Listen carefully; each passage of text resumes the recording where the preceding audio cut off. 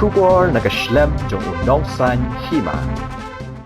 Kanlong kasngi kaban sa jing kan mau yaki nong shong shnong jong kathan Laitlyngkot bah ka hanyo tarik leber ajar pausau kilayo ban Plie ka St. Peter's Higher Secondary School Laitlyngkot dawamel e kathan uba given Miguel Milim uba given ubalong ru kumukang san hakatiga sngi ulapan pau ka jing sngo kmen habala Plie dan ikentiu ka St. Peter's Secondary School Laitlyngkot sya ka St. Peter's Higher Secondary School Laitlyngkot Ulaong baka jingdan jong ka shlam ajing hikai kan plilat yaki khana jong ka than ban beteng yaki jing pule jongki. Ula kan turu yaki no hikai jong ka skul bakin trei borba hakakam jongki ban ajing nang jing start yaki khana ki ban long kalawe jong kari.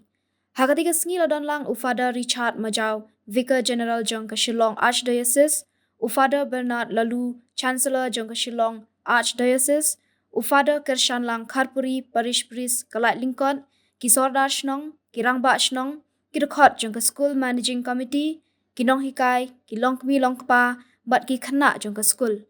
Ufada Richard Majau bat ufada Bernard Lalu, haba ajing kran hakani ka sngi, kilakit bok kit ruyang bat penshulur ya baro, banang ya tre shitam shushu, nakabanta ka jing bha bat ka jing ai, ya ka jing nang jing start bapura, ya ki khana school.